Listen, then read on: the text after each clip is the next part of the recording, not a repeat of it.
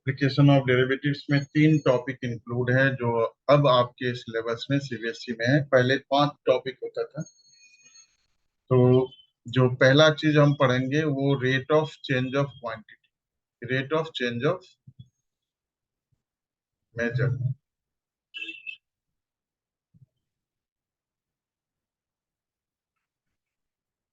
ये पढ़ेंगे first topic. जो सेकंड टॉपिक पढ़ेंगे वो हम पढ़ेंगे increasing and decreasing function, increasing and decreasing function.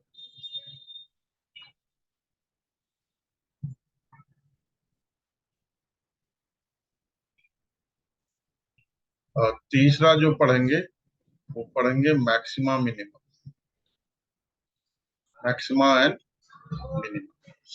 ये 3 सब टॉपिक्स हैं जो हम पढ़ेंगे, ठीक है।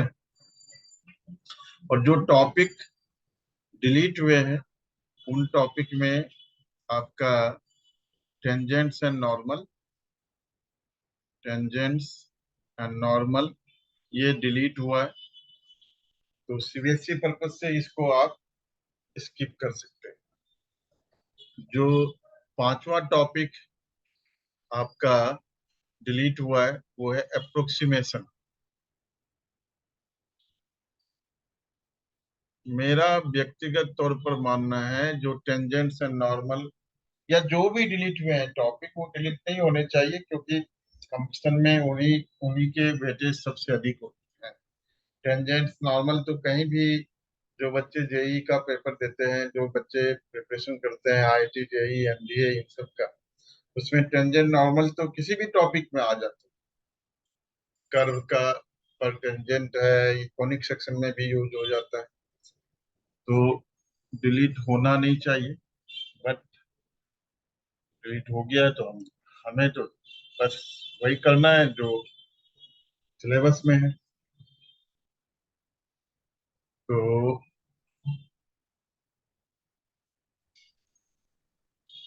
क्वेश्चन से शुरू करेंगे। इसमें कोई खास कॉन्सेप्ट या थ्योरी वाली बात तो है नहीं, ठीक है। रेट ऑफ चेंज ऑब्वियसली, जैसे मान लो वेलोसिटी की बात करें तो रेट ऑफ चेंज ऑफ क्या है, पोजीशन है। तो dx बाई dt लेते हैं, है ना। अगर x जो है वो पोजीशन है, पोजीशन वेक्टर को रिप्रेजेंट, पोजीशन वेरिएबल है x, तो dx बाई dt वेलोसिटी होता है, rate of change of position होता है। Rate of change of velocity अगर है तो dv बाई dt होता है। अगर एरिया चेंज हो रहा है विथ रेस्पेक्ट टू टाइम तो dA by dt, volume change हो रहा है तो dV बाई dt, ठीक है। तो rate of change of quantity हम पढ़ेंगे, ठीक है। Rate of change of quantity पढ़ेंगे। तो आपने जो डिफरेंशिएशन चैप्टर था उसमें भी आपने जैसे एक्स कुछ दिया हुआ है, एक्स दिया हुआ था, मान लो कि दिया हुआ है कुछ भी दिया हुआ है, ये टी का फंक्शन है, एक्स टी का फंक्शन है, मान लो 2a t plus 5t square, इस तरह से। तो हम क्या करते थे, dx बाई डी टी निकालते थे, है ना। तो dx by D T 2a plus 10t हो गया। और फिर y दिया हुआ था, y चेंज हो रहा है, y जो है वो टाइम का फंक्शन है। अगर मान लो ये दिया हुआ है, सपोज आपका 80 प्लस ये दिया हुआ है आपका t5, ठीक है, इस तरीके से दिया हुआ है। तो dy बाई डी टी क्या हो गया आपका, a प्लस 5t4 हो गया। तो dy बाई डी एक्स निकालते थे हम, है ना, rate of change of y with respect to x, change of y with respect to y, x निकालते थे dx by dy by dt over dx by dt। तो ये आपका a प्लस 5t4 अपॉन 2, जो भी है वॉट एवर, ठीक है, we are not concern about that. तो एक्सरसाइज 6.1 से हम करना शुरू करेंगे। एक्सरसाइज 6.1, कुछ बोल रहे हैं आदित्य?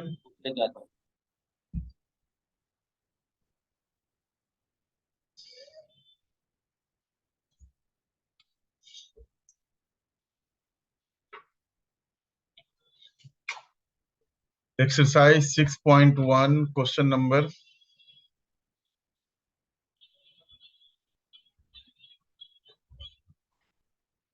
पहले क्वेश्चन नंबर 2 देखिए। क्वेश्चन नंबर 2 से शुरू करते हैं।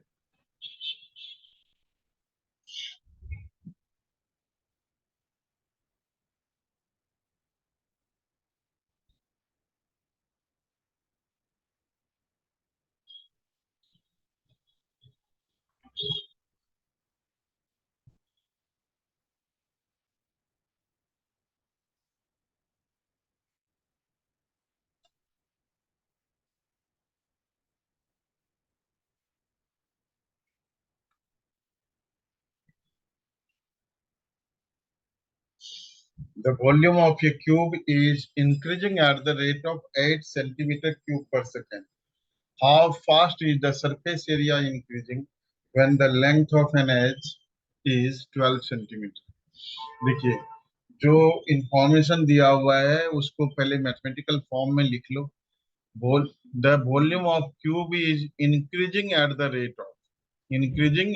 रेट ऑफ मतलब डीवी बाय डी आपको दिया होगा कितना, 8 सेंटीमीटर क्यूब पर सेकेंड।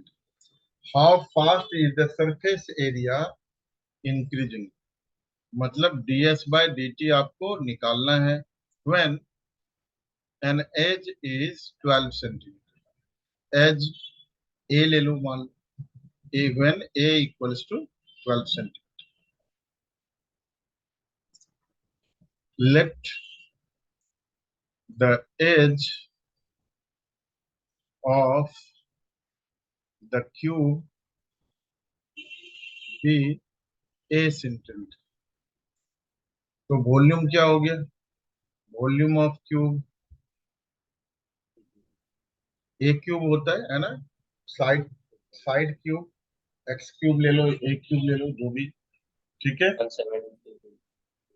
हाँ, तो v equals to A cube, v equals to लिख लो A cube differentiating with respect to t। Rate निकालना है, रेट ऑफ चेंज निकालना है, तो विथ रेस्पेक्ट टू t करेंगे। dv by dt 3a² into da by dt।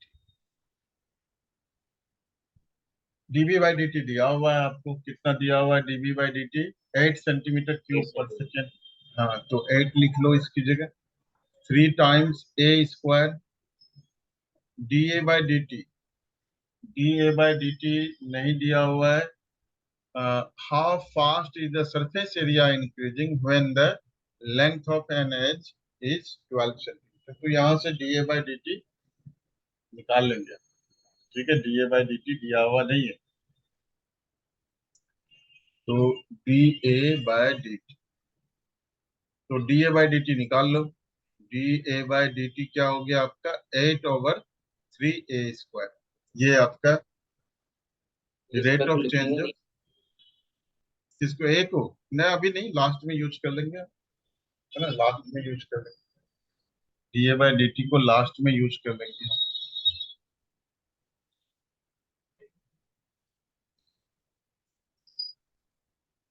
अब surface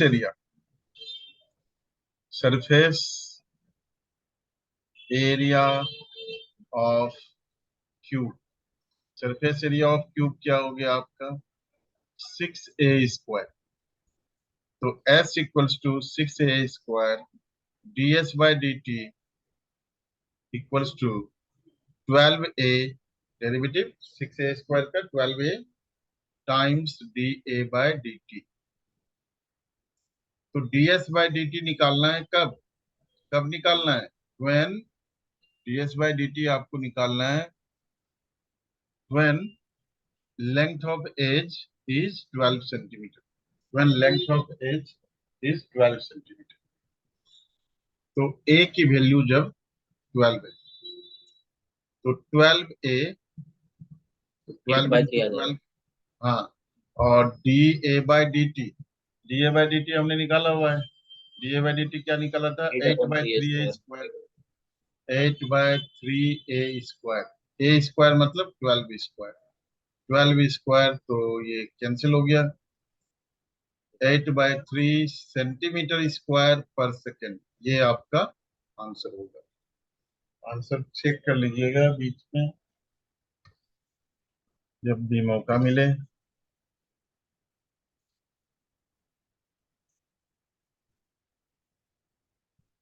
यही हो जाएगा। नेक्स्ट क्वेश्चन, क्वेश्चन नंबर 5 करेंगे। पहले आपको जो इम्पोर्टेंट क्वेश्चन है करा देता हूँ, फिर आपके थ्रू क्वेश्चंस कराऊंगा। Question number 5।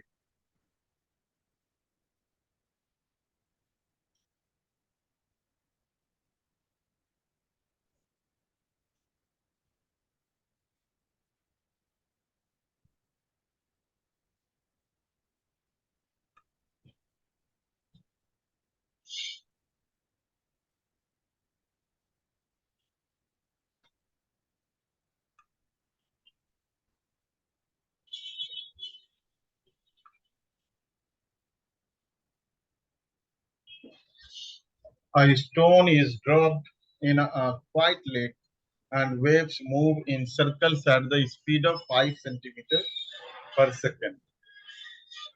ठीक है, एक लेक में, लेक मतलब झील में एक स्टोन ड्रॉप किया गया, और वो उसका जो वेव्स है वो सर्कल के फॉर्म में मूव कर रहा है with the speed of 5 centimeter per second।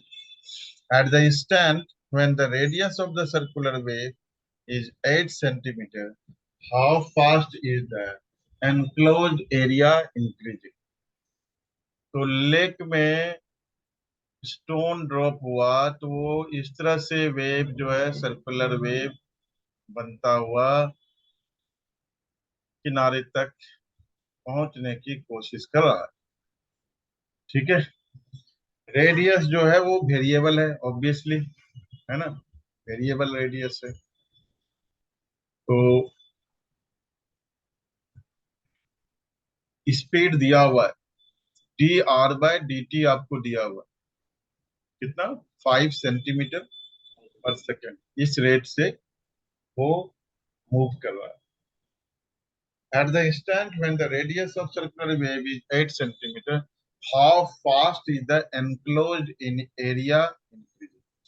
तो dA/dt आपको निकालना है, dA/dt निकालना है। तो एरिया ऑफ सर्कल क्या होता है?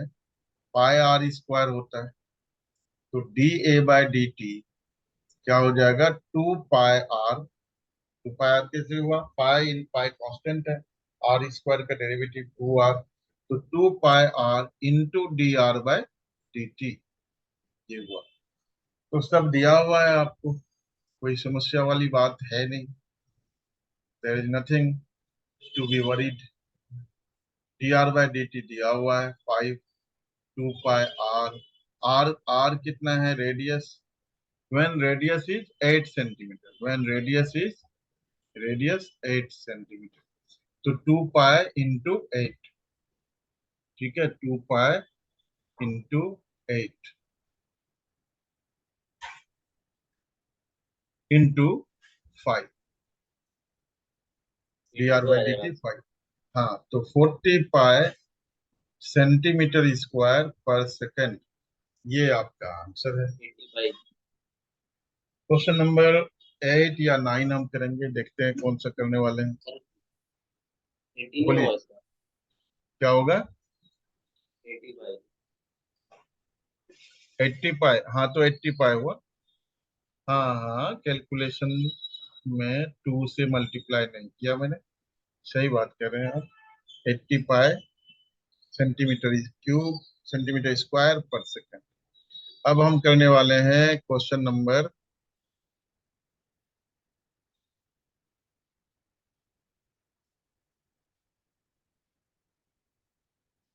8 या 9 करने वाले हैं। आप balloon which always remains ninth करते हैं। ठीक है, या 8 करते हैं फिर 10 करेंगे। ठीक है, क्वेश्चन नंबर 8 एंड 10। और जो रह जाते हैं वो आपके लिए होमवर्क भी तो है, होमवर्क भी तो करना जरूरी है, खुद से करोगे तभी आएगा।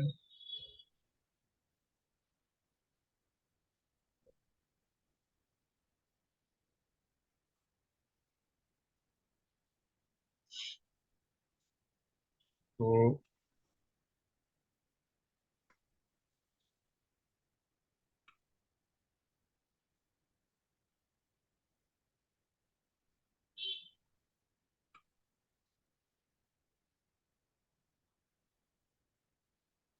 a balloon which always remains spherical on inflation is being inflated by pumping in 900 cubic centimeters of gas per second.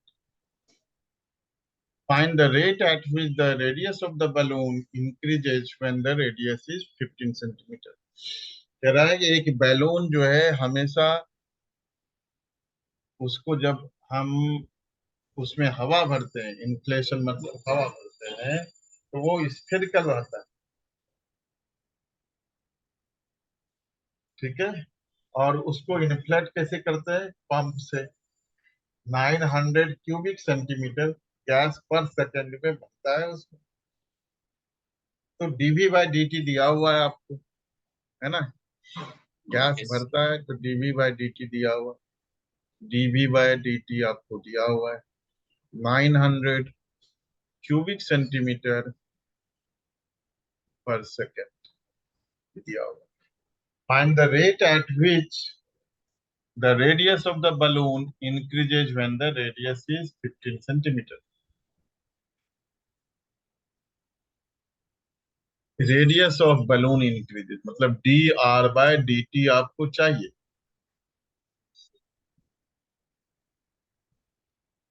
When the radius is 15 centimetre. ठीक है, किस रेट से रेडियस इंक्रीज हो रहा है ये चाहिए। तो डीवी बाय डी टी दिया हुआ है, ये अच्छी बात है। तो वॉल्यूम जो दिया हुआ है काम हम वहीं से शुरू करते हैं। ठीक है, हम जहां खड़े होते हैं लाइन वहीं से शुरू होती है। वॉल्यूम, वॉल्यूम ऑफ स्फेयर है ना बेटा, स्फेयर yes, स्फेरिकल बैलून है ना sphere. Volume of sphere 4/3 πr³ ये छोटी छोटी चीजें आपको याद होनी चाहिए, क्लास 8 9 10 में पढ़ते आ रहे हैं आप। DV by D T, DV by D T क्या होगा? 4/3 पाई r³ को लिखा हमने 3r², और r को which respect to T D R by D. DV by D T दिया हुआ है 900 सेंटीमीटर क्यूब पर सेकेंड। 4/3, 3 से 3 उड़ गया, 3 से 3 उड़ गया तो उड़ा दो। 4 पाई r², r को 15 लेना है हमने, है ना, दिया हुआ है कि इस मोमेंट पर निकालना है जब r 15 सेंटीमीटर हो, और D R by D T को निकालना है हमें, D R by D T निकालना है। इसके बाद का काम तो आसान ही है, कोई भी डिफिकल्टी नहीं है। but आई आएगा ना सर? क्या आएगा? जो आई, भी है, जो भी आए, पाई आएगा। हाँ सही करें, 1/पाई आएगा बेटा, 1/पाई। यहीं पे निपटा देते हैं इसी स्लाइड। तो 900 अपॉन 900 पाई, है ना, 15² 225 टाइम्स 4, 900 हो जाएगा मेरे ख्याल से। हाँ 900 होगा, कैलकुलेशन गलत नहीं करवाना। होगा तो 900 ही होना चाहिए वैसे तो। हाँ 900 होगा, ठीक है। Equals to D R by D T, 900 cancel, तो D R by D T आपका क्या हो गया? 1/पाई सेंटीमीटर पर सेकेंड। इस रेट से उसका रेडियस जो है इंक्रीज होएगा, इस रेट से रेडियस इंक्रीज होगा।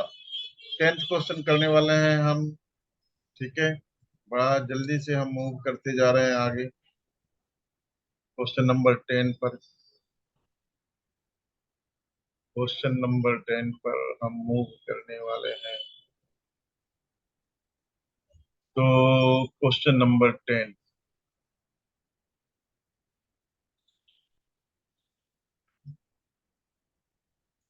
क्वेश्चन नंबर 10 बड़ा इंटरेस्टिंग क्वेश्चन है। अब इसमें क्या इंटरेस्टिंग है ये देखने वाली बात, समझने वाली बात होगी।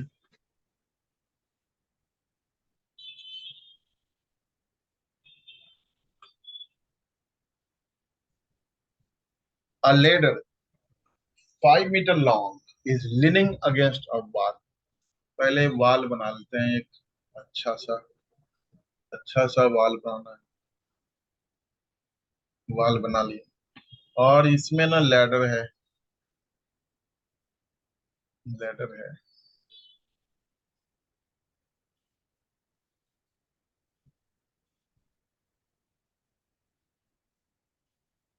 ठीक है, ये लैडर बना हुआ है।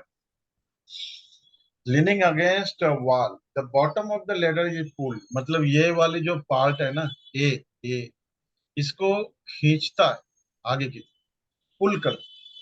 इसको अगर इस तरफ पुल करेगा तो इसकी हाइट जो है इधर डिक्रीज होगा, नीचे की तरफ आएगा, ये नीचे की तरफ आ जाए।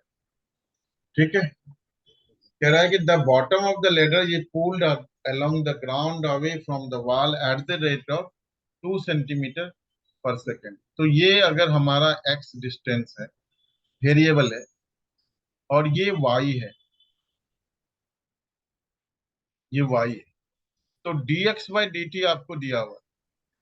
dx बाई डी टी आपको दिया हुआ है। ये तो दे रखा है ना हाँ, दे रखा है। सर, इसमें दे फिर रखा है ना कि how, foot of the ladder is 4 metre away from the wall. अरे दे रखा है तो सब दे रखा है, तो फिर निकालोगे क्या? वो तो दे रखा है लेडर का भी लेंथ भी। तो ये 5 दे रखा है, ये 4 दे रखा है, पाइथागोरस थ्योरम यूज करके 3 लग निकाल लोगे। तो निकालोगे क्या, वेरिएबल रेट किसका निकालोगे आप? तभी तो कहा मैंने इंटरेस्टिंग है। तो यहाँ पर अगर आप पाइथागोरस लगा के सब निकाल देंगे तो आपकी बुद्धिमानी वहां पर गायब हो जाएगी। ठीक है, तो वो काम नहीं करने हैं। तो तो dx मैं कह रहा बाई हूँ डी सर टी, वैसे ही दे रखा है वो तो। हाँ वैसे ही दे रखा है। वैसे ही नहीं दे रखा है, बता रहा हूँ क्या दिक्कत है। dx बाई डी टी दे रखा है आपको, how fast is it's height on the wall decreasing. तो ऑब्वियसली हाइट जो डिक्रीज करता है वो आपको निकालना है, dy बाई डी टी निकालना है। When the foot of the ladder is 4 metre, कह रहा है कि फुट तो वेरिएबल है, एक्स जो है वेरिएबल है, वाई भी वेरिएबल है। एक्स एक्स बढ़ेगा तो वाई घटेगा, एक्स इंक्रीज होएगा तो वाई डिक्रीज होएगा।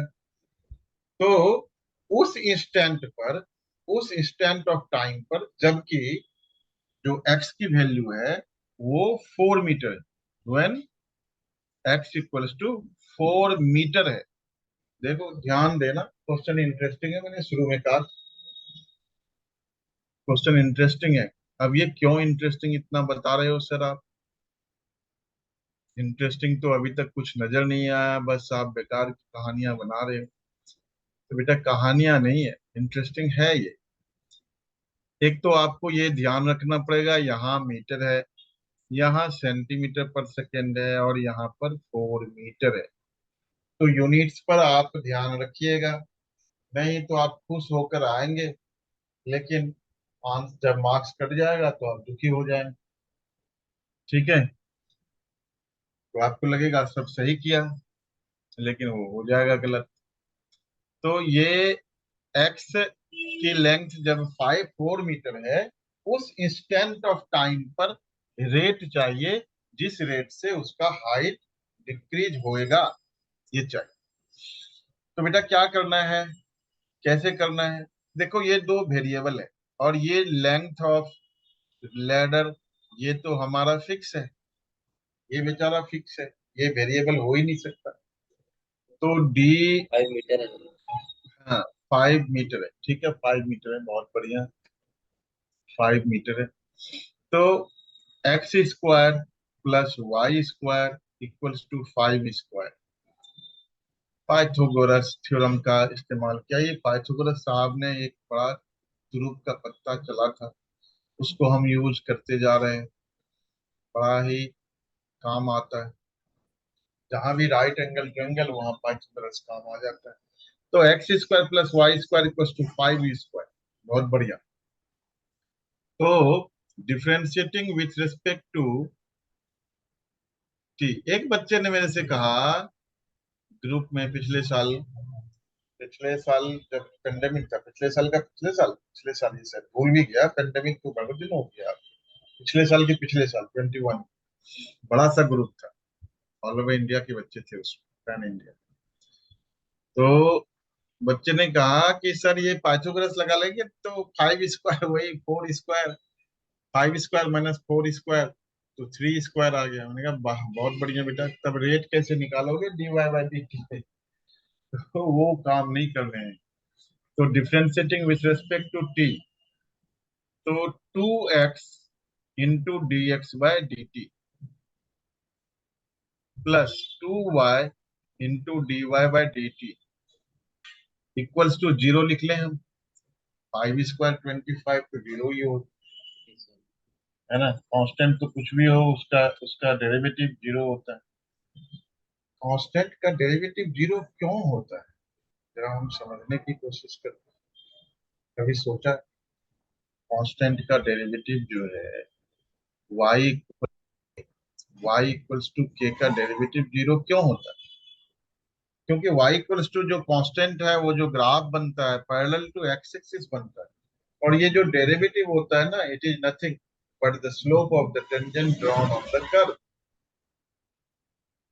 तो हंसी हंसी में गहरी बात कह दी मैंने, समझने वाले समझ जाओ, ठीक है। जो ये डेरिवेटिव होता है ना बेटा, ये होता है slope of tangent, on the curve at particular point. तो जब ये कांस्टेंट है, कांस्टेंट मतलब फंक्शन क्या है, हमारा फंक्शन है y इक्वल्स टू कोई भी कांस्टेंट। तो y इक्वल्स टू कांस्टेंट का ग्राफ क्या बनता है, पैरेलल टू एक्स एक्सिस बनता है। और कोई भी स्लोप होता क्या है, dy बाई dx क्या होता है, dy बाई dx जो भी निकालते हैं वो क्या होता है, स्लोप ही तो होता है टेंजेंट का। और स्लोप होता क्या है, एक्स एक्सिस के साथ जो एंगल बनाता है टेंजेंट ऑफ एंगल। तो यहाँ पर एक्स एक्सिस के पैरेलल है तो एंगल तो 0 हो गया ना। चलिए अभी हमारा वो मैटर ऑफ डिस्कशन नहीं, बस थोड़ा सा बता दिया आप। तो 2 को कमन लेकर के हम भगा देते हैं यहाँ से, वो हमारे काम का है नहीं, जो काम का नहीं है उसको भगा देते हैं। तो इसको अगर हम भगाते हैं तो 2 गायब हो जाएगा, x into D X by D plus Y into D Y by D T equals to 0। अब x और y की जरूरत है। अब ये बच्चा मेरे से कहता है सर आप तो अभी बहुत बन रहे थे थोड़ी देर पहले, आप कह रहे थे कि जो बेटा ये 5 4 3 का काम मत करना, अभी आप वही काम कर रहे हो। तो अभी वही काम इसलिए कर रहे हैं क्योंकि ये एक्स और वाई की वैल्यू पुट करनी पड़ेगी हमें, ठीक है। एक्स 4 है तो वाई कितना हो जाएगा, 3 हो जाएगा। मीटर है, ध्यान रखना, मीटर। तो मीटर है तो मीटर को करो सेंटीमीटर में, तो एक्स कितना हो गया, 400 सेंटीमीटर, 400 सेंटीमीटर, और वाई हो गया 300 centimetre. Into D X by D T आपको दिया हुआ है बेटा, D X by D T कितना दिया हुआ है उसको देख लो, 2 सेंटीमीटर पर सेकेंड, 2 सेंटीमीटर पर सेकेंड प्लस वाई, वाई की वैल्यू 300 दिया हुआ है, D Y by D T आपको निकालना है इक्वल्स टू 0। तो ये जो आ गया D Y by D T, ये आ गया -800/300। तो -8/3 सेंटीमीटर ये सेंटीमीटर हो गया बेटा, क्योंकि हमने सबको कर दिया था सेंटीमीटर में। therefore therefore height is height is decreasing at the rate of at the rate of 8/3 centimetre पर सेकेंड।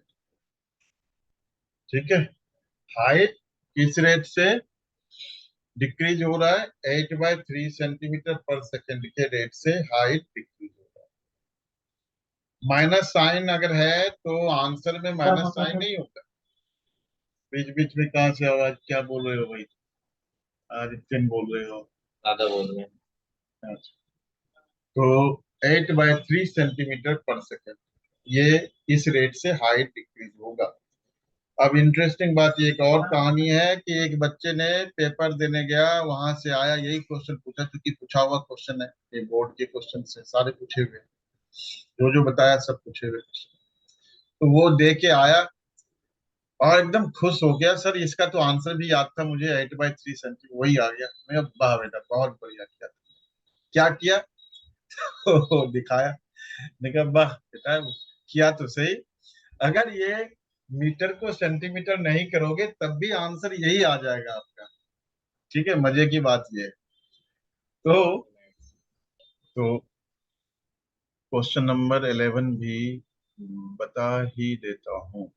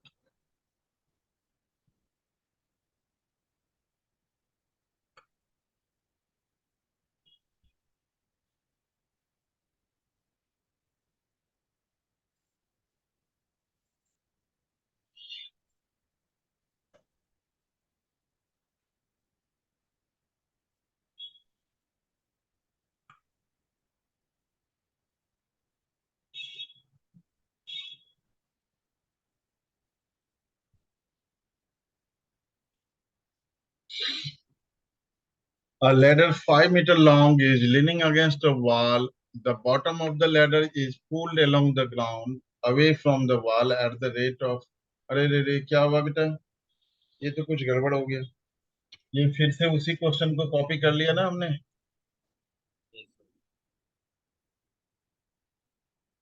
ये क्वेश्चन फिर से वही ले लिया हमने, 11th लेना था, 10th ले लिया फिर से। 10th क्वेश्चन से लगता है अधिक लगाव हो गया है।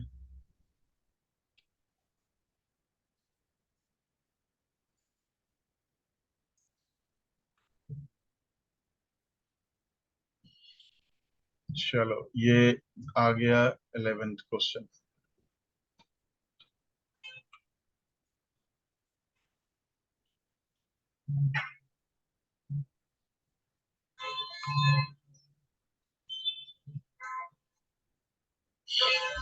A particle moves along the curve